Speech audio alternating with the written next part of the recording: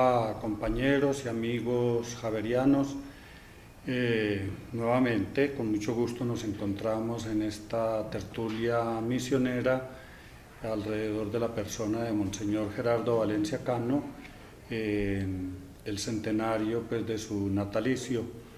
Está hoy con nosotros Monseñor Antonio Baiter, tenemos al Padre Bernardo Calle, a nuestro compañero el Padre Rafael y también al Padre Manuel Valencia y a nuestro seminarista Esteban Cañola y quien les habla, el Padre Oscar Londoño Huiles, también misionero de Yarumal. Ayer hablábamos de Gerardo Valencia Cano, tal como Monseñor Baiter lo percibió y sin querer extinguir su proceso de vida, más bien de una manera pedagógica, habla de tres facetas, tres procesos, tres presentaciones de Monseñor Gerardo Valencia Cano. Recuerdo que la primera de ellas es el Gerardo del seminario, el Gerardo que se presenta rígido, espiritual, místico, formado en la cuna de Monseñor Huiles, y hasta que va a Mitú. El segundo es el que encontramos en Buenaventura, con su fibra sobre todo social, aparece respondiendo a las necesidades vitales del ser humano, del afro, del negro del puerto, y el tercer momento o como la tercera dimensión de este personaje de nuestro instituto y de la Iglesia colombiana es el Gerardo del instituto, el Gerardo superior general del instituto. Monseñor Baiter, tenga usted la bondad y nos da su opinión, su visión. El nombramiento de Valencia como superior fue obra de Hilario Arves, que fue un visitador que mandó la Santa Sede para presionar más que todo al instituto a que, ya que tenía 4 jurisdicciones, tendría que recoger el personal de las parroquias de la costa y mandarla a la misión. Eso trajo una crisis, varios se quedaron, pero esa fue y le hizo firmar a Monseñor Huiles un compromiso de que únicamente para eso, y con cualquiera que sea, que más bien se retire de la comunidad. Ese documento, digo yo, lo escribió Monseñor Aramillo, que era en ese tiempo, pues, no, el consejero creo que fue de Valencia. Entonces, es eso que Monseñor Huiles dijo, que asumió, se lo tiró con un comentario después, para que no se alarmaran y no se fueran a retirar del instituto, porque eso era lo mismo que venía, pero con un nombre distinto, que ya no eran parroquias, sino cuasi parroquias. ¿No? Sí. Con eso se tiró Sí, lo vimos en una tertulia pasada, ¿no es cierto? Sí. Lo hablamos. Bueno, que lo tiró, no, ese es el pensamiento de Huiles. Sí, en ese tiempo no entendió o lo quiso aminorar las consecuencias. Entonces, Monseñor Valencia tuvo que renunciar, porque para que él pudiera desprenderse de Buenaventura, para dedicarse totalmente a ser superior de la comunidad, le pusieron un administrador a Buenaventura, que fue el señor Aramillo. Pero eso no le valió a Valencia. Valencia brincaba por un lado, por el otro, descuidó del instituto, los consejeros le llamaban la atención, hasta que llevaron la cosa a Roma. Y en el Monseñor, una preguntita, escúcheme. Yo me ubico cronológicamente. El superior era Monseñor Miguel Ángel Builes. Y en ese momento ya renunció como superior. Él no renunció. Él no renunció. Fue un capítulo general y entonces... Entregó. Y ahí es donde se elige superior a Monseñor Valencia. No, lo nombran desde Roma. Viene nombrado desde Roma. Ya, ahora sí. Entonces... Y quería acotar algo a Monseñor Baiter ahí. Era tal la situación de Valencia que una noche éramos seminaristas, ya estábamos acostados y tocaron la campana y nos hicieron levantar porque él nos necesitaba. Había llegado de Buenaventura en un carrito que era un Volkswagen, creo que tenía. Llegó, nos llevaron a la capilla, nos dio una conferencia, nos mandaron a acostar y él se volvió para Buenaventura. Vivía en ese aquetreo. Él siguió dándole a Buenaventura y más pues, otras cosas que los invitaban por fuera, pues. Entonces se creó la crisis y Monseñor Will le dice que veía que el instituto se estaba precipitando por la falta de asistencia del superior. Entonces ahí se dio el capítulo del 59, en que salió elegido Monseñor Jaramillo. Quería, perdone también, después en el 57, o sea, el 56, suceden los acontecimientos del capítulo general, el padre Albers y el nombramiento de Valencia. Y en el 57, Valencia va a Roma y lleva la iniciativa de la Eusebia. Le dan cierta consolidación a este movimiento de Valencia, en el cual es también profeta, ¿no? Estamos en el siglo de los laicos, ya Valencia tenía esa visión. Entonces, seguimos, ¿eh? Pero no era Eusebio, sino Eufemi. Sí, cuando era Eufemi. Era para mujeres y después no. Entonces, en ese capítulo, el que salió elegido no fue Jaramillo en la primera votación, sino Correa. Correa era prefecto apostólico. El Mitú. De modo que tenía que la Santa Sede dar una dispensa, pero Correa no quiso aceptar. La figura era la postulación, ¿no? Postularon a Correa y Correa no quiso aceptar. Entonces eligieron a Jaramillo. Hasta ahí Valencia... Para 12 años. Valencia... Para 12 años. Para 10. 10. Para 10 años. Habían modificado de entrar un periodo como algunas comunidades, ¿no? Pero como estamos fijándonos en Valencia, entonces en ese tiempo se desligó del instituto, pues, o sea, se encerró, se dedicó a más las cosas que él cogía, que el tiempo no lo alcanzaba. Pues. Valencia no era disperso. No era capaz de llevar un proceso así, sino que generaba procesos para que otros lo llevaran. Ese fue el espíritu de Valencia. Eso lo sentimos todos, así fue. Valencia, entre comillas, nosotros decíamos, era desordenado, pero era un hombre que creaba inquietudes, a todo el mundo estaba cuestionando. Es bueno recordar que en el año 59, no tengo la fecha aquí precisa, murió el hermano de él, en Valencia, en Manabén. En agosto. En agosto.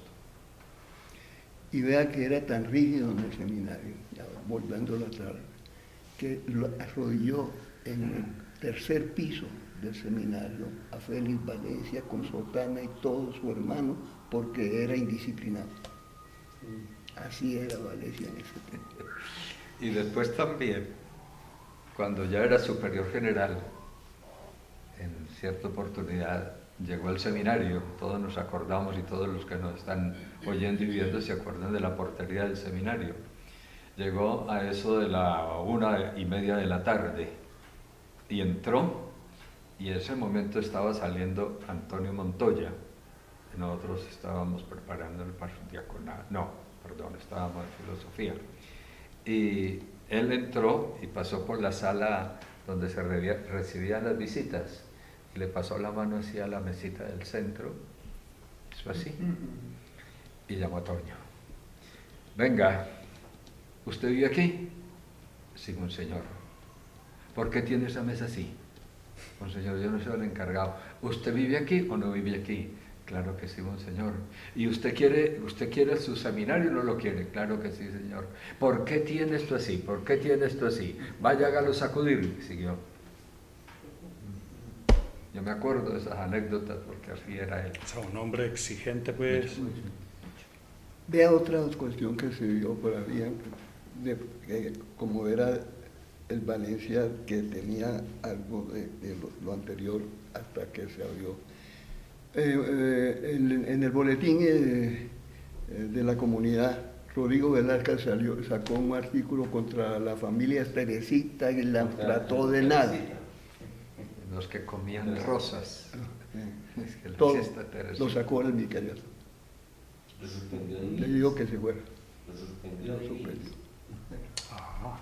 Son detalles para que se den cuenta que, bueno, entonces seguimos en la cuestión ya de Valencia. Ya se involucró mucho, después de que salió, se involucró mucho en la problemática más de Buenaventura, y arriesgaba todo su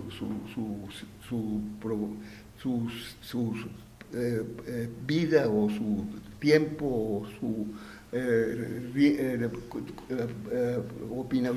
que opinaran de una cosa. Él se entregó total a ayudar a solucionar los problemas de Buenaventura en orden a los reclamos ante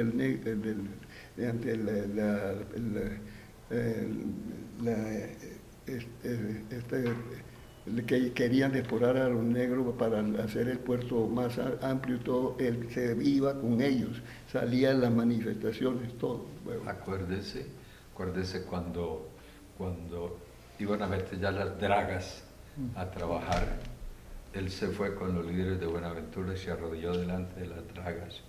Casi un día estuvieron.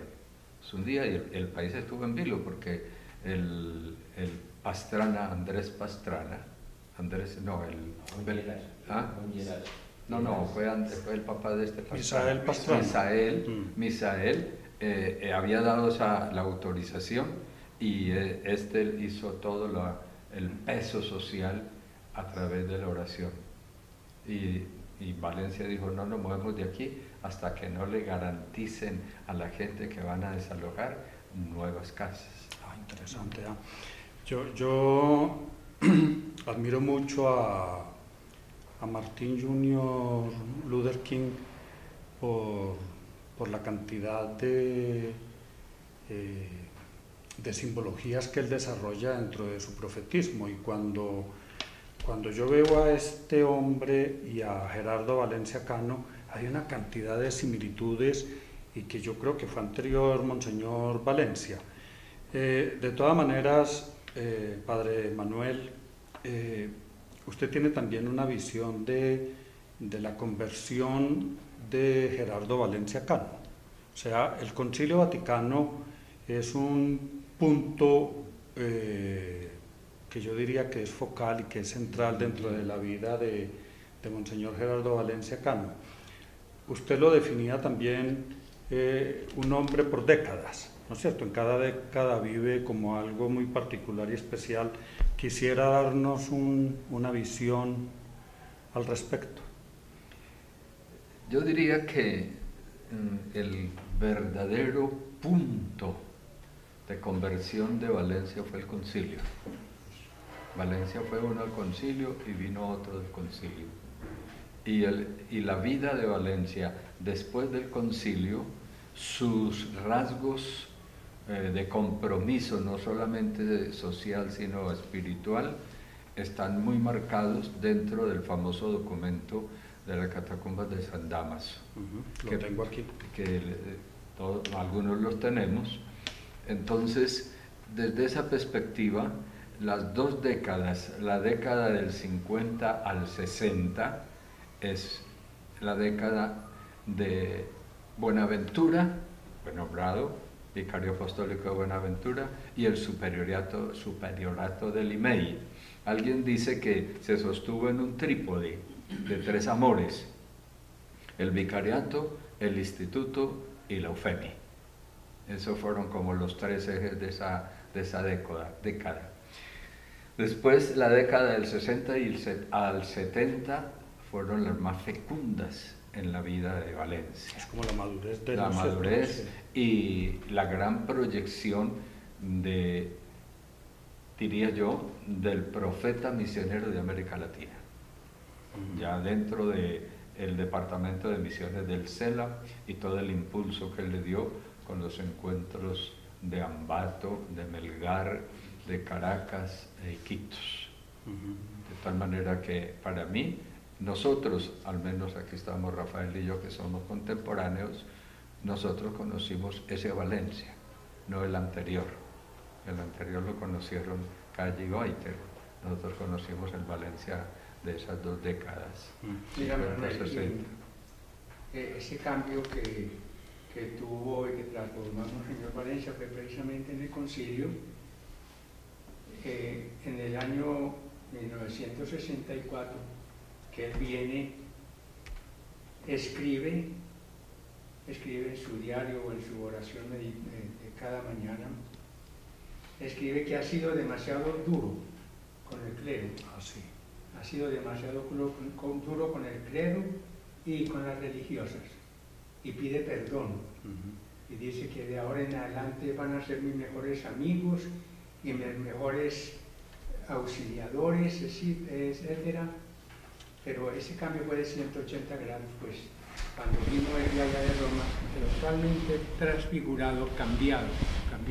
Imagínate que tú tienes el detalle ese, al terminar el concilio, que llegó a Buenaventura y le tenían una bonita recepción en diciembre 13, y entró en una volqueta o en un camión. Nadie se dio cuenta por dónde entró. En un camión hecho.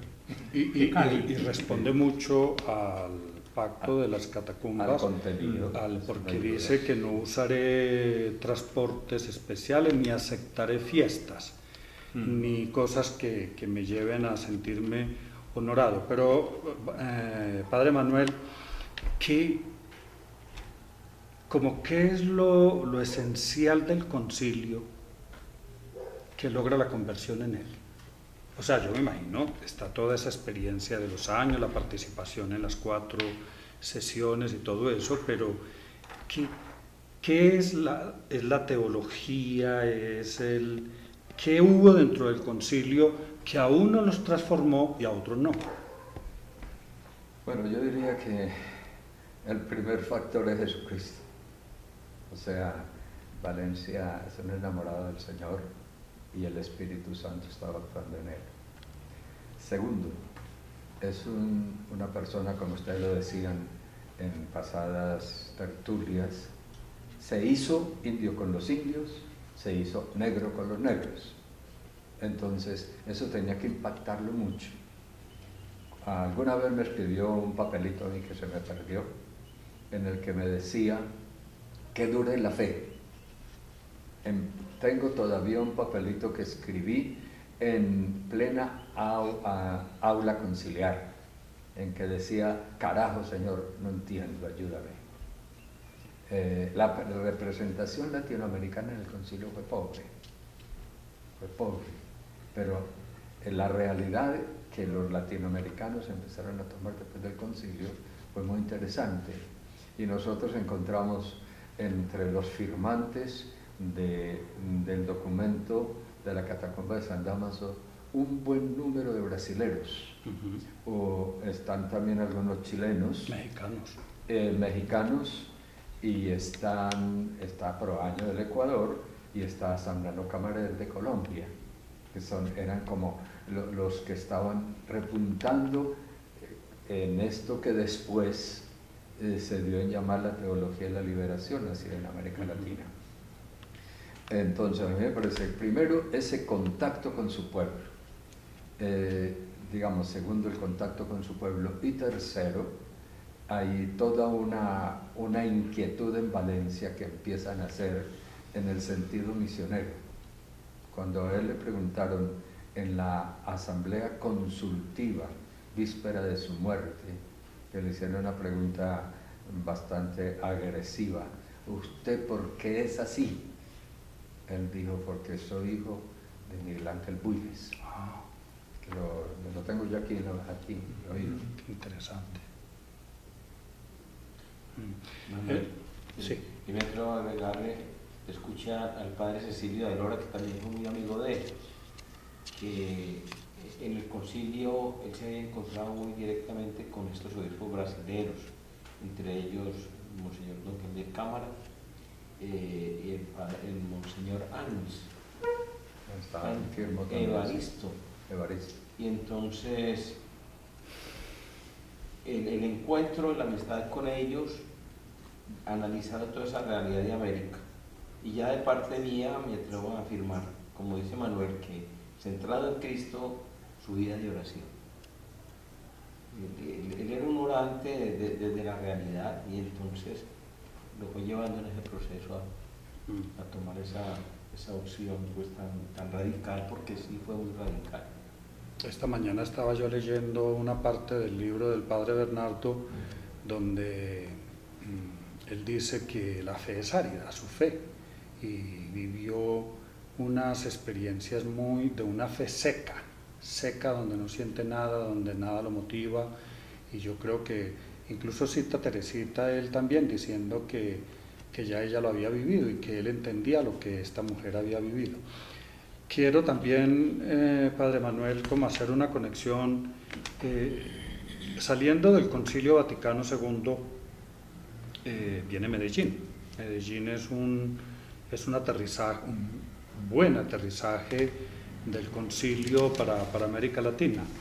Y de Medellín necesariamente brota la inquietud de Golconda. Quisiera usted, como que lo vivió muy de cerca, yo creo que Rafael también, ¿no es cierto?, contarnos un poquito más qué fue Golconda, qué papel desempeñó el profeta Gerardo Valencia dentro del movimiento de Golconda. En primer lugar, Valencia no es un activista de Golconda. Ajá. La reunión de Golconda obedeció a la toma de conciencia que se fue dando, no solamente después del Vaticano II, sino después de Medellín, que es la aplicación del Vaticano II a América Latina. Sobre todo en Sudamérica surgieron varios grupos de sacerdotes cuestionadores y comprometidos. Sal, claro. Sacerdote para América Latina. Entonces, en Colombia hubo un grupo que se reunió precisamente en ese lugarcito de Cundinamarca, que se llama Golconda. Yo no estuve en esa reunión, tengo que decir que no, yo no estuve allá. Rafa tampoco. ¿No estuviste ahí? Yo espero que Manuel hable ya de eso. Y entonces allí hicieron el documento, yo lo tengo aquí. El documento, leyéndolo ahora, todavía es avanzado. Leyéndolo ahora, es interesante. La visión que estos padres tenían, el compromiso sociopolítico del cristiano y del sacerdote por consiguiente. Hicieron el documento y se fueron a Buenaventura para que Valencia de alguna manera les amparara no solo el documento sino el movimiento, y Valencia lo hizo. Por eso aparece. Yo estuve en la segunda reunión de Golconda, que fue en Sasaima, y fue antes de una Semana Santa muy interesante. Valencia no era militante, Valencia era el moderador del grupo. Y cada vez que entre nosotros había una posición exagerada, él era el que nos hacía reflexionar. Fue muy clara su posición en cuanto a la escuela de Gandhi, la no violencia. Nosotros, y yo era un poquito ignorante, todavía soy, pero cuando eso era más, entonces se habla de las distintas vías de la revolución, cualquier vía revolucionaria se justifica, que cuando entonces éramos muchos los que estábamos por la vía violenta en el grupo de Golconda, y Valencia defendía la otra vía, la vía no violenta, que eran las dos posiciones que se veían, y estábamos sintiendo detrás los movimientos guerrilleros armados, la FARC y el Ejército de Liberación Nacional.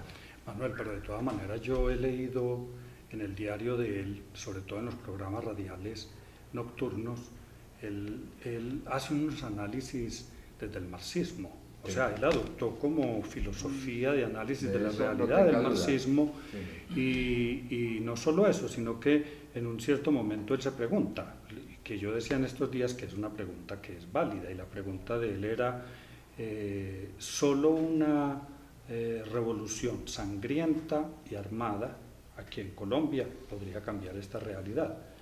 Pero después uno va sintiendo su opción por la no violencia, pero yo creo que, yo no sé si es tentación o si realmente dentro de la vida de Gerardo Valencia Cano el análisis marxista ciertamente lo llevaba también a esa opción, que no.